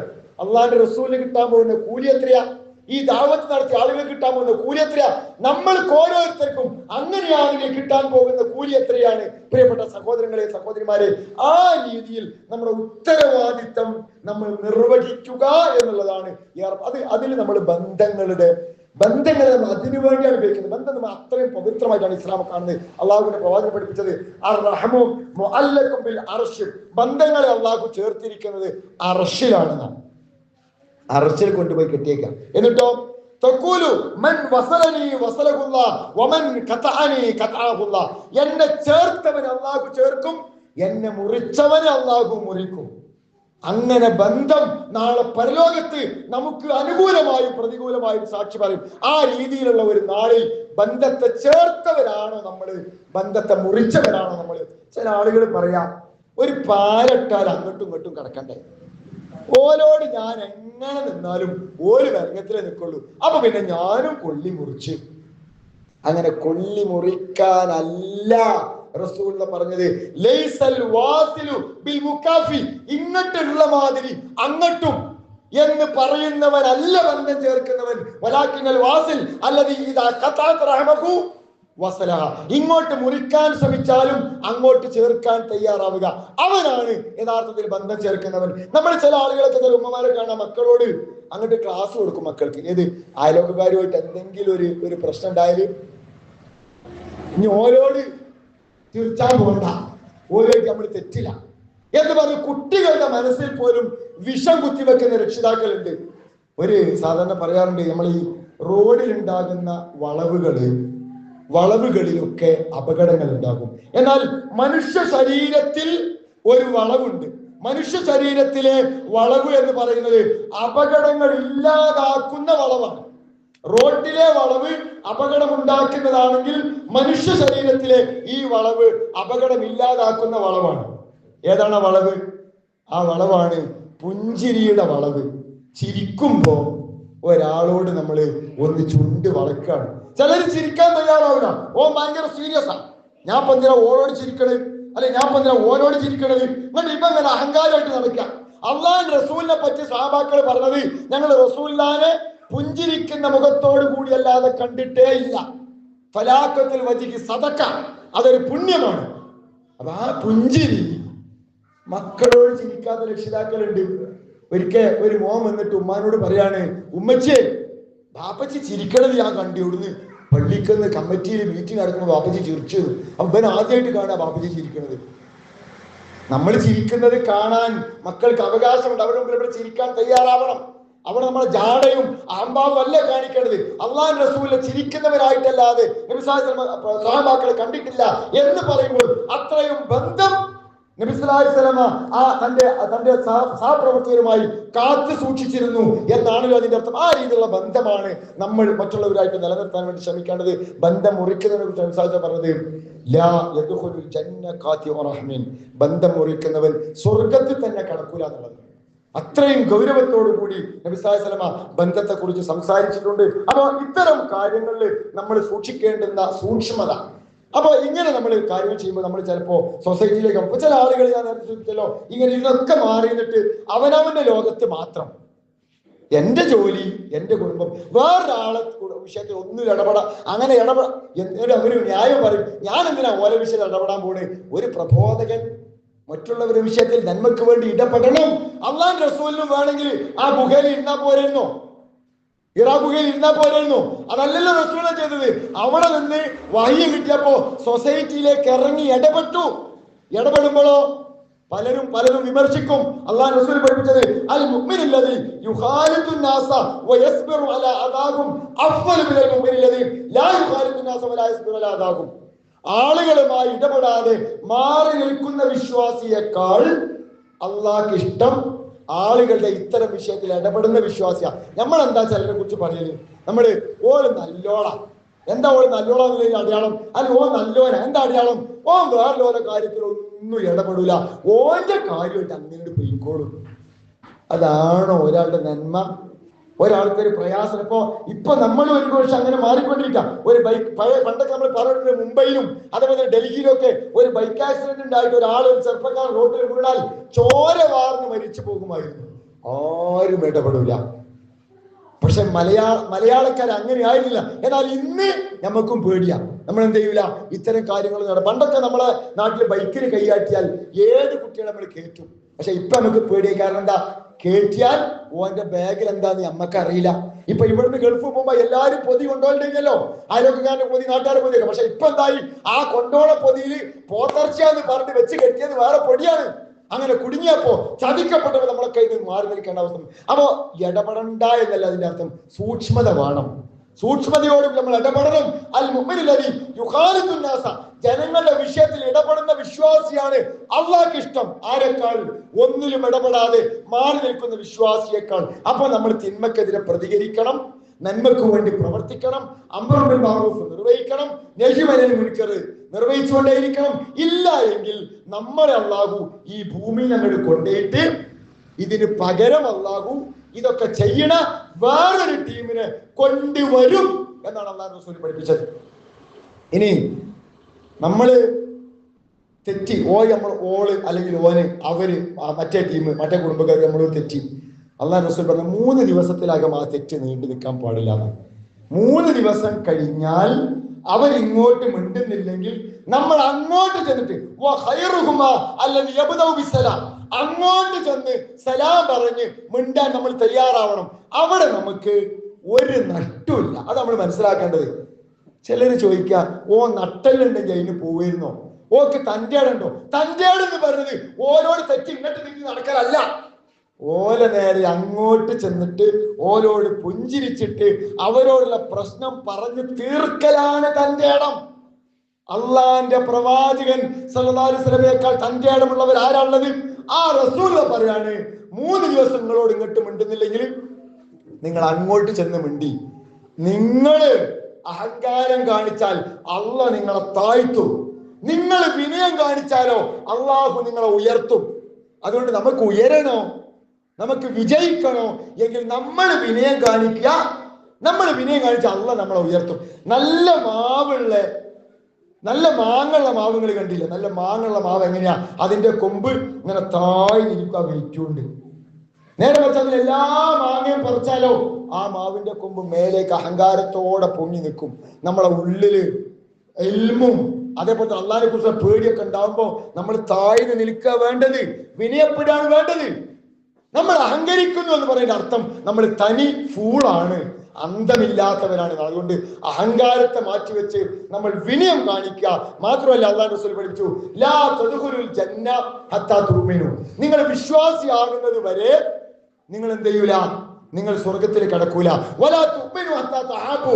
നിങ്ങൾ പരസ്പരം സ്നേഹിക്കുന്നത് വരെ നിങ്ങൾ വിശ്വാസിയാവൂല. എന്നിട്ടോ അവലാ അദുല്ലുക്കും അലാ ശൈഇൻ ഇദാ ഫഅൽതുമൂഹു തഹാബത്തും. നിങ്ങൾക്ക് ഏറ്റവും സ്നേഹമുണ്ടാകുന്ന, പരസ്പരം സ്നേഹം നിലനിർത്താൻ പറ്റുന്ന, ബന്ധത്തെ ഊഷ്മളമാക്കാൻ പറ്റുന്ന ഒരു കാര്യം ഞാൻ പറഞ്ഞു തരട്ടെ എന്ന് ചോദിച്ചു റസൂൽ. ചോദിക്കുന്ന ശൈലിന്റെ കണ്ടങ്ങള്, ഞാൻ അതാ ഒരു കാര്യം പറഞ്ഞു തരുന്നു എന്ന് പറയുന്നതിന് പകരം ഞാൻ പറഞ്ഞു തരട്ടെ. അപ്പൊ ആളുകൾക്ക് ഒരു ജിജ്ഞാസ, അതെന്തായിരിക്കും ആ കാര്യം, എന്നാ പറ നബി. അങ്ങനെ നബിയോട് ഇങ്ങനെ ആളുകളോട് ഇങ്ങനെ ചോദിപ്പിച്ചു. എന്ന് റസൂൽ പറഞ്ഞു കൊടുക്കാണ്, ഇഫ്ഷു സലാമ ബൈനക്കും. നിങ്ങൾക്കിടയിൽ സലാം പ്രചരിപ്പിക്കാം. ഒരു ചെറിയ കാര്യമാണ് എന്ന് നമുക്ക് തോന്നുമെങ്കിലും ഒരു വലിയ അർത്ഥമാണ് അതിനകത്തുള്ളത്. അസ്സലാമു അലൈക്കും എന്ന് ഓനും ഓളും തമ്മിൽ കണ്ടുമുട്ടാണ്, അല്ലെങ്കിൽ ഓനും തമ്മിൽ കണ്ടുമുട്ടുക. ലേശം ഒരു അഹങ്കാരം ഉണ്ടെങ്കിൽ ഇങ്ങനെ കാത്തുക്കും. ആ സമയത്തൊന്ന് മൊബൈൽ എടുക്കും, ആ സമയത്ത് തെങ്ങുമൊക്കെ നോക്കും. ഇങ്ങോട്ട് പറയുകയാണെങ്കിൽ മടക്കാം, അത് അഹങ്കാരമാണ്. നേരെ മറിച്ച് അങ്ങോട്ട് പറയുന്നവനാണ് ഏറ്റവും നല്ലവൻ. ഇഫ്ഷു സലാമ ബൈനക്കും. ആ സലാം പറഞ്ഞൊരു വളരെ മര്യാദ ശാസ്ത്രം പഠിപ്പിച്ചിട്ടുണ്ട്. കമ്മിറ്റിക്കാരെ കണ്ടാല് അസ്സലാമു അലൈക്കും ഒരു ഉഷാറിൽ സലാം പറയും. വേറെ സാധാരണക്കാരനെ കണ്ടാല് അസ്സലാമു അലൈക്കും, അത് മാണങ്കി മടക്കാം. അങ്ങനെയല്ല, അതിലെ ക്ലാരിറ്റി എല്ലാവരോടും സലാം പറഞ്ഞ ഏറ്റവും നല്ല രൂപം അസ്സലാമു അലൈക്കും വറഹ്മത്തുള്ളാഹി അങ്ങോട്ട് പറയാം, അസ്സലാമു അലൈക്കും വറഹ്മത്തുള്ളാഹി വബറകാതുഹു ഇങ്ങോട്ട് പറയാം. അതാണ് ഏറ്റവും അഫ്ളലായ രൂപം. ഇനി അല്ല അസ്സലാമു അലൈക്കും എന്നായാലും മതി, അവ തിരിച്ചു വരുമ്പോൾ അസ്സലാമു അലൈക്കും വറഹ്മത്തുള്ളാഹി ഒന്ന് അധികം കൊടുക്കണം. ആ രീതിയിൽ അത് സലാം പറയുന്നതിനും സലാം അടക്കുന്നതിനൊക്കെ ഒരു സ്നേഹത്തിന്റെ ഭാഷയുണ്ട്, ഒരു രീതിയുണ്ട്. ആ രീതിയിലാണ് നബി സല്ലല്ലാഹു അലൈഹി വസല്ലം പറയാറുള്ളത്. ആ രീതിയിൽ നമ്മൾ ശീലമാക്കുക, നമ്മുടെ മക്കൾക്ക് അത് ചെറുപ്പത്തിൽ തന്നെ പഠിപ്പിച്ചു നൽകുക. അപ്പോ നമ്മുടെ ഒരു ബന്ധത്തെ എല്ലാ അർത്ഥത്തിലും ഊഷ്മളമാക്കാൻ നമുക്ക് സാധിക്കും. പിന്നെ ഞാൻ നേരത്തെ സൂചിപ്പിച്ചതുപോലെ നമ്മൾ ഇടപെടേണ്ടത് ഏത്, ഇടപെടേണ്ടത് ഇല്ലാത്തത് ഏത്. ഇപ്പൊ നോക്കൂ നിങ്ങൾ, നമ്മുടെ നാട്ടിലെ എല്ലാ ഏർപ്പാടും നമ്മൾ പോലും അറിയാതെ നമ്മുടെ മക്കൾ ക്യാമ്പസിലേക്കൊക്കെ ചെന്ന് കഴിഞ്ഞാൽ എല്ലാ പേക്കൂത്തുകളിലും എല്ലാ ദുരാചാരങ്ങളിലും ഏർപ്പാടുകളിലും നമ്മൾ അറിയാതെ നമ്മുടെ മക്കളും പങ്കാളികളായി മാറുന്നു. സോഷ്യൽ മീഡിയ, പുതിയ പിക്ചറുകള്, അതേപോലെ തന്നെ ഇത്തരം ഒരുപാട് പ്രോഗ്രാംസ് ഒക്കെ നമ്മുടെ മക്കളിൽ ഉണ്ടാകുന്ന സ്വാധീനം കാരണം നമ്മൾ അറിയാതെ നമ്മുടെ മക്കൾ ഒരു പ്രത്യേക ലൈനിലേക്ക് പോകുന്നുണ്ട്. ഇവിടെ നമ്മൾ ശരിക്കും ശ്രദ്ധിക്കണം, ഏത് പരിപാടിക്ക് പോകണം, ഏത് പരിപാടിക്ക് പോണ്ട, എവിടേക്കാണ് എനിക്ക് പോകാൻ പറ്റിയത്, എനിക്ക് പോകാൻ പറ്റാത്തത് ഏതാണ് എന്നുള്ളത് കൃത്യമായ ഒരു വകതിരിവ് ഓരോ കാര്യത്തിൽ നമുക്ക് ഉണ്ടായിരിക്കണം. ഇല്ല എങ്കിൽ നമ്മൾ അറിയാതെ നമ്മുടെ വിശ്വാസം നഷ്ടപ്പെട്ടു പോകുന്ന, ആദർശം നഷ്ടപ്പെട്ടു പോകുന്ന ഒരു ദുരവസ്ഥ നമുക്ക് സംഭവിക്കും എന്നുള്ളത് വളരെ കൃത്യമായി നമുക്ക് ഓർത്തു വെക്കാം. ആരൊക്കെ നിർബന്ധിച്ചാലും തെറ്റായ ഒരു കാര്യത്തിന് വഴിപ്പെട്ടു പോകുന്ന, കീഴ്പ്പെട്ടു പോകുന്ന ഒരു അവസ്ഥ നമുക്ക് ഉണ്ടാകാൻ പാടില്ല. അസേർട്ടീവ്നെസ് എന്ന് പറയും, നോ പറയാനുള്ള കരുത്ത്, നോ പറയാം. തെറ്റായ ഒരു കാര്യത്തിന് നമ്മളെ വിളിച്ചാൽ നോ പറയാനുള്ള കപ്പാസിറ്റി അത് നമ്മളെ കുട്ടികൾക്ക് നമ്മൾ ഉണ്ടാക്കി കൊടുക്കണം ചെറുപ്പത്തിൽ തന്നെ. ഇല്ലെങ്കിൽ നമ്മുടെ മക്കള് എല്ലാ ചതിയിലും ചെന്ന് ചാടുന്നത് എന്തുകൊണ്ടാ അറിയോ? ഓരോരുത്തർ വിളിച്ചാൽ അങ്ങോട്ട് പോകുന്നത്, ഓരോരുത്തരുടെ കൊടുത്താൽ അത് കഴിക്കുന്നത്, ഓരോരുത്തരുടെ കൂടെ പ്രോഗ്രാമിൽ പോകുന്നത്, ബർത്ത്ഡേക്ക് വിളിച്ചാൽ അതിന് പോകുന്നത്, കേക്ക് മുറിക്കാൻ വേണ്ടി പോകുന്നത്, വേഷം കെട്ടാൻ വേണ്ടി പോകുന്നത്, ഡാൻസ് പ്രോഗ്രാം. ഇപ്പൊ ഈ കലോത്സവത്തിന്റെയും അതേപോലെ തന്നെ ആഘോഷത്തിന്റെയും ഒക്കെ സമയമാണ്. എല്ലാറ്റിലും നമ്മുടെ മക്കൾ ചെന്ന് ചാടുക. അവിടെയൊക്കെ അസേർട്ടീവായിട്ട് നോ പറയാനുള്ള കരുത്ത് നമ്മൾക്കും ഉണ്ടാവണം, നമ്മുടെ മക്കൾക്കും ഉണ്ടാവണം. നമുക്ക് നിങ്ങൾ ഇസ്ലാമിലെ ചരിത്രത്തില് മനോഹരമായ ഒരു കഥയുണ്ട്. സഅദ് ബിൻ അബീ വഖാസ് റളിയല്ലാഹു അൻഹുവിന്റെ കഥ. വിശുദ്ധ ഖുർആനിലെ സൂറത്തുൽ ലുഖ്മാനിലെ 15-ാമത്തെ ആയത്തില് വൈൻ ജാഹദാക അലാ അൻ തുശ്രിക ബി മാ ലൈസ ലക ബി ഇൽമുൻ എന്ന് പറയുന്ന ആയത്തിന് ഒരു പശ്ചാത്തലമുണ്ട്. അത് സഅദ് ബിൻ അബീ വഖാസ് എന്ന് പറയുന്ന വ്യക്തി മുസ്ലിമായി. സഅദ് ബിൻ അബീ വഖാസ് മുസ്ലിം ആയപ്പോ ഉമ്മ പറഞ്ഞു, സഅദ് ഇസ്ലാമിൽ നിന്ന് തിരിച്ചു പോരാതെ ഞാൻ കുളിക്കൂല, ഭക്ഷണം കഴിക്കൂല, എണ്ണ തേക്കൂല, വെയിലത്ത് തന്നെ നിൽക്കും. ഏത് ഉമ്മയാണ് പറയുന്നത്? ഉമ്മ പറഞ്ഞാൽ കേൾക്കണ്ടേ, ഉമ്മ പറഞ്ഞാൽ അനുസരിക്കണ്ടേ, ഉമ്മാനെ സ്നേഹിക്കണ്ടേ? സഅദിനാകെ സങ്കടായി. സഅദിനോട് ഉമ്മ പറയാണ് ഇസ്ലാമിൽ നിന്ന് തിരിച്ചു പോകണം, സഅദിന്റെ ഉമ്മാന്റെ അടുത്തേക്ക് തിരിച്ചു വരണം. എന്നാൽ ഇസ്ലാം സഅദിന്റെ മനസ്സിലേക്ക് കയറിയിട്ടുണ്ട്. നബി സല്ലല്ലാഹു അലൈഹി വസല്ലം സഅദ് വിഷയം അവതരിപ്പിച്ചു. ആ സമയത്താണ് സൂറത്തുൽ ലുഖ്മാനിൽ ഈ ആയത്ത് ഇറങ്ങുന്നത്. നബി സല്ലല്ലാഹു അലൈഹി വസല്ലം സഅദിനോട് തെറ്റായ കാര്യങ്ങൾ മാതാപിതാക്കൾ കൽപ്പിച്ചാൽ, അള്ളാഹുവിൽ പങ്കു ചേർക്കണമെന്ന് കൽപ്പിച്ചാൽ അനുസരിക്കേണ്ടതില്ല എന്ന് പറഞ്ഞപ്പോ സഅദ് പറഞ്ഞൊരു മറുപടി ഉണ്ട് ഉമ്മാനോട് ചെന്നിട്ട്. ഉമ്മ വെയിലത്ത് നിൽക്കുക, ഉമ്മ കുളിക്കണില്ല, ഉമ്മ ഭക്ഷണം കഴിക്കണില്ല, ഉമ്മ വെയിലത്ത് നിന്ന് പോരുന്നില്ല, ഉമ്മ വെയിലത്ത് നിന്ന് ഇങ്ങനെ ഒരുങ്ങിയാണ്. ഉമ്മാനോട് ചെന്നിട്ട് ഉമ്മയെ സ്നേഹിക്കുന്ന സഅദ് പറഞ്ഞു, വല്ലാഹി ലൗ കാനത് ലകി അൽഫ നഫ്സിൻ, ഉമ്മ നിങ്ങൾക്ക് 1000 ജീവൻ ഉണ്ടായാലും ഫഖറജത് നഫ്സൻ വാഹിദൻ മാ തറക്തു ദീനി ഹാദാ ലിശൈൻ, ഓരോ ആത്മാവ് നിങ്ങളെ വിട്ടു പോയാലും 1000 ജീവൻ ഉണ്ടായിട്ട് നിങ്ങളുടെ ശരീരത്തിൽ നിന്ന് ഓരോ ആത്മാവും ഇങ്ങനെ മരിച്ചുകൊണ്ടിരിക്കുകയാണെങ്കിലും നിങ്ങൾ പറഞ്ഞ ഈ കാര്യത്തിന് വേണ്ടി ദീൻ ഒഴിവാക്കാൻ എന്നെ കിട്ടൂല. എന്നാൽ അല്ലാത്ത കാര്യത്തിനോ ഞങ്ങളെ കൂടെ ഉണ്ടാവും. അതാണ് വ്യത്യാസം. ആ ഉമ്മ ശിർക്ക് ചെയ്യാൻ പറഞ്ഞുകൊണ്ട് ഉമ്മയായിട്ടുള്ള എല്ലാ ബന്ധം നിർത്തി അതൊരു ചാൻസ് ആക്കിയിട്ട് പിന്നെ ഉമ്മാക്ക് മരുന്നിനും പൈസ കൊടുക്കണില്ല, ഉമ്മാനെ പരീക്ക് കൊണ്ടുവരുന്നില്ല, ഉമ്മാനെ കാണാൻ പോകുന്നില്ല, ഉമ്മാനെ ഡോക്ടർക്ക് അങ്ങനെയല്ല. അതല്ല, ഉമ്മാനെ ഡോക്ടർക്ക് കൊണ്ടുപോകണം, ഉമ്മാനെ കാണാൻ പോണം, ഉമ്മാക്ക് ആവശ്യത്തിന് കൊടുക്കണം, ഉമ്മാനെ ആവശ്യത്തിന് കൊണ്ടുപോകണം, ഉമ്മാന്റെ കൂടെ ഇരിക്കണം, സംസാരിക്കണം, അതൊക്കെ ചെയ്യണം. പക്ഷേ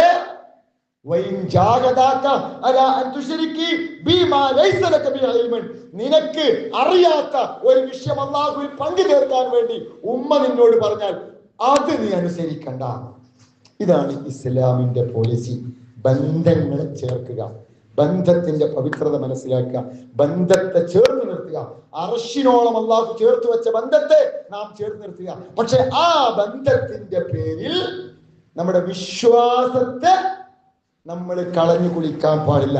ഓ പറഞ്ഞപ്പോ ഞാൻ ഓന്റെ കൂടെ പോയി, ഓള് വിളിച്ചപ്പോ ഞാൻ അതിലൊന്ന് പെട്ടുപോയി എന്ന് പറയുന്ന രീതിയിൽ ആദർശത്തെ പണയം വെക്കാൻ പാടില്ല എന്നാണ് അള്ളാഹു റസൂൽ പഠിപ്പിക്കുന്നത്. അതുകൊണ്ട് പ്രിയപ്പെട്ട സഹോദരങ്ങളെ, സഹോദരിമാരെ, ബന്ധങ്ങളെ അള്ളാഹു ഏറ്റവും പവിത്രമായ രീതിയിലാക്കി. പുതിയ കാലഘട്ടത്തിൽ ഇസ്ലാമിക് സൈക്കോളജി പറയുന്നത്, മോഡേൺ സൈക്കോളജി പറയുന്നത്, ഒരു മനുഷ്യന്റെ ജീവിതത്തിന്റെ ആകെ സമ്പാദ്യം എന്ന് പറയുന്നത് ഈ ബന്ധങ്ങളാണ്. നമുക്ക് നിങ്ങൾ നമ്മുടെ കുടുംബത്തിൽ നമ്മൾ ഒരുമിച്ച് കൂടുമ്പോൾ മക്കളും പേരമക്കളും ഉമ്മയും നമ്മുടെ അയൽക്കാരും നമ്മുടെ ബന്ധുക്കളും നാട്ടുകാരും ഒക്കെ ആയിട്ട് നമ്മൾ ഉണ്ടാക്കിയെടുക്കുന്ന നമ്മുടെ ജീവിതത്തിലുള്ള ആകെയുള്ള സമ്പാദ്യം ഉണ്ടല്ലോ, അതാണ് ഒരു മനുഷ്യനെ സംബന്ധിച്ചിടത്തോളം ഈ ലോകത്ത് നേടിയെടുക്കാവുന്ന കാര്യം. നമ്മുടെ മരണശേഷം നമ്മൾ മരിച്ചു എന്ന് ആളുകൾ കേൾക്കുമ്പോൾ അവരുടെ മനസ്സിലേക്ക് നമ്മളെ കുറിച്ച് വരാൻ സാധ്യതയുള്ള ഒരു പിക്ചർ എന്താണ്? നഫീസ മരിച്ചു, അലി അക്ബർ മരിച്ചു, അബ്ദുൽ ഖാദർ മരിച്ചു എന്ന് പറയുമ്പോൾ ആളുകളുടെ മനസ്സിൽ അല്ലാ ആ മനുഷ്യൻ പോയോ, അല്ലാ ഓളെ കാലം കഴിഞ്ഞോ എന്ന ഒരു ഒരു ഒരു ഒരു സങ്കടമാണോ അവർക്ക് വരിക? അതല്ലെങ്കിൽ സാധാരണ ഇംഗ്ലീഷിൽ ഒരു ക്യാപ്ഷൻ പറയാവുന്ന some cause happiness wherever they go others whenever they go. ചില ആളുകൾ ചെല്ലുന്നിടത്തെല്ലാം സന്തോഷം ഉണ്ടാകും. ആളുകൾ 2 ടൈപ്പാന്നാ പറയാം. ചില ആളുകൾ ചെല്ലുന്നിടത്തെല്ലാം സന്തോഷം ഉണ്ടാകും, എന്നാൽ വേറെ ചില ആളുകൾ പോയാലാണ് അവരുടെ സന്തോഷം ഉണ്ടാകുക. ചില അങ്ങനെയാണ്. ചില വീട്ടിലേക്ക് വാപ്പ വന്നു എന്ന് പറഞ്ഞാൽ മക്കളൊക്കെ ഹാപ്പിയാവും. ഈ വാപ്പച്ചി വന്നല്ലോ, അൽഹംദുലില്ലാ, കുട്ടിക്ക് സന്തോഷം. എന്നാൽ വേറെ ചില വീട്ടില് വാപ്പച്ചി ഇന്ന് വരുന്നില്ല എന്ന് പറഞ്ഞാൽ അൽഹംദുലില്ലാ, ഇന്ന് വാപ്പ വരുന്നില്ലേ, ഇന്ന് സമാധാനമായി എന്ന് പറയുന്ന ചില വീടുണ്ടാവും. ഇതില് വാപ്പച്ചി ആയാലും ഉമ്മച്ചി ആയാലും നമ്മൾ ഏത് ടൈപ്പാണ്? നമ്മുടെ പ്രസൻസ് ആണോ, നമ്മുടെ ആബ്സെൻസ് ആണോ മറ്റുള്ളവർക്ക് സന്തോഷം നൽകുക?